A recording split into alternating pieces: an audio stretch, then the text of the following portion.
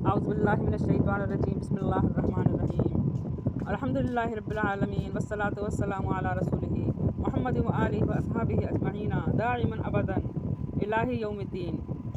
توبہ کے معنی۔ عربی زبان میں توبہ کے معنی رجوع کرنے کے آتے ہیں، اور شریعت میں اس کا مفہوم یہ ہے کہ بندہ گناہ کی معافی مانگنے کے لیے اللہ تعالیٰ کی طرف رجوع کرے۔ توبہ کی شرطیں۔ حضرات علماء اکرام رحیم اللہ کا ارشاد ہے کہ توبہ ہر قسم کے گناہ سے واجب ہے، خواہ اس کا تعلق اللہ تعالیٰ کے حق سے ہو۔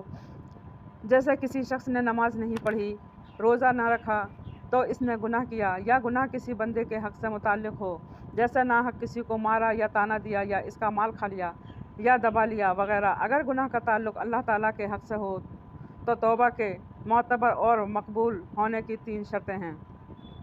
اس گناہ کو بالکل چھوڑ دیں، اپنے کیے پر نادم اور شرمندہ ہو جائیں، دوبارہ اس گناہ کو نہ کریں یا پختہ ارادہ کریں۔ اگر ان 3 شرطوں میں سے کوئی بھی شرط ہو جائے گی تو توبہ صحیح نہیں ہوگی۔ اگر گناہ بندے کے حق سے متعلق ہے تو اس سے توبہ کے لیے 4 شرطیں ہیں۔ 3 شرطیں تو وہی ہیں جو اوپر مذکورہ ہوئی ہیں۔ چوتھی شرط یہ ہے کہ اس بندے کا حق ادا کریں یا اس سے معافی کرائیں۔ مثلاً کسی شخص کے ناحق پیسے کھا لیے تو یہ حرام ہے اور سخت گناہ ہیں۔ اس گناہ سے توبہ کے صحیح ہونے کے لیے اوپر کی 3 شرطیں پوری کرنے کے ساتھ وہ پیسے بھی اس کو ادا کرائیں یا اس سے معاف کرائیں۔ اگر وہ اپنی خوشی سے معاف کر دے یا اپنے پیسے لے لے تو توبہ درست اور صحیح ہے، ورنہ درست نہیں۔ توبہ سے گناہ معاف ہوتے ہیں، نہ کہ حقوق۔ یہ بات یاد رکھنی چاہیے کہ توبہ کرنے سے گناہ معاف ہوتے ہیں، فرائض اور حقوق معاف نہیں ہوتے، بلکہ فرائض اور حقوق ادا کیے بغیر توبہ مکمل بھی نہیں ہوتی۔ اس لیے توبہ کرنے کے بعد ان کو ادا کرنے کی کوشش کرنی چاہیے۔ مثلاً کسی شخص نے 5 سال تک نہ نماز ادا کی اور نہ رمضان المبارک کے روزے رکھے، جس کی وجہ سے گناہ گار ہوا اور توبہ کی طرف متوجہ ہوا، تو توبہ کرنے سے ان نمازوں کو وقت پر ادا نہ کرنے اور روزہ نہ رکھنے کا جو گناہ ہوا تھا وہ معاف ہو جائے گا۔ لیکن یہ نمازیں اور روزے توبہ سے معاف نہیں ہوں گے۔ 5 سال کی نمازیں اور روزے قضا رکھنے ہوں گے، اس کے بعد توبہ مکمل ہوگی۔ اسی طرح کسی انسان کو ناحق مارا یا اس کا مال چھینا یا چوری کی یا رشوت لی تو اس نے یہ حرام کام کیا، جو بڑا سنگین گناہ ہے، نعوذ باللہ۔ اس کے بعد اس نے اس گناہ سے توبہ کر لی تو توبہ کرنے سے اللہ تعالیٰ کی نافرمانی کا جو گناہ ہوا تھا وہ معاف ہو جائے گا۔ لیکن بندے کو جو حق اور بدلہ اس پر واجب ہوا، توبہ سے وہ معاف نہیں ہوگا، وہ ادا کرنا ہوگا یا صاحب حق سے معاف کرانا ہوگا۔ اس کے بغیر توبہ مکمل اور صحیح نہیں ہوگی۔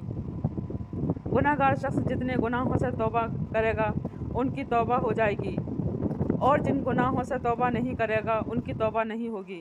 ہاں، اللہ تعالیٰ اپنے فضل سے اس کو بھی معاف کر دیں تو ان کی رحمت ہے، اور ان کی رحمت ان کے غضب سے بڑھی ہوئی ہے۔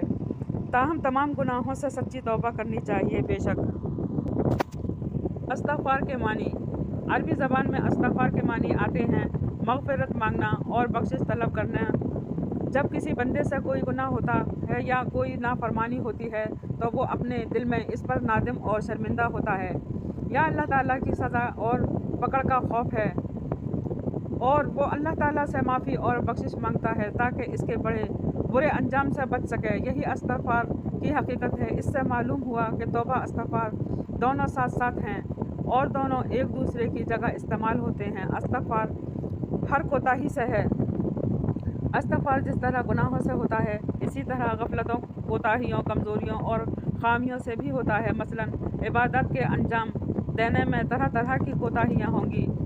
سستی اور لاپرواہی سے ان کو انجام دیا، سنت کے مطابق ادا نہ کیا، اختیار توجہ سے ادائیگی نہ کی، یا دکھاوا اور ریاکاری ہو گئی، تو ان سب سے بھی استغفار کیا جا سکتا ہے۔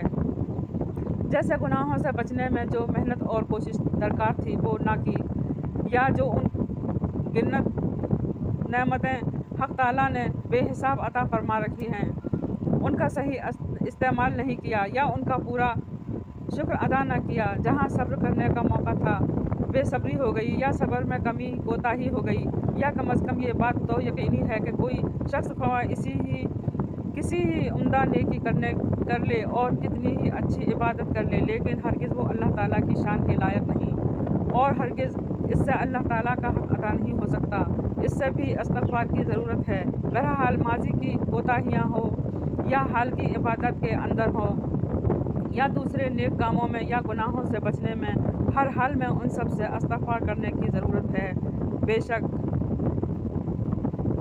السلام علیکم۔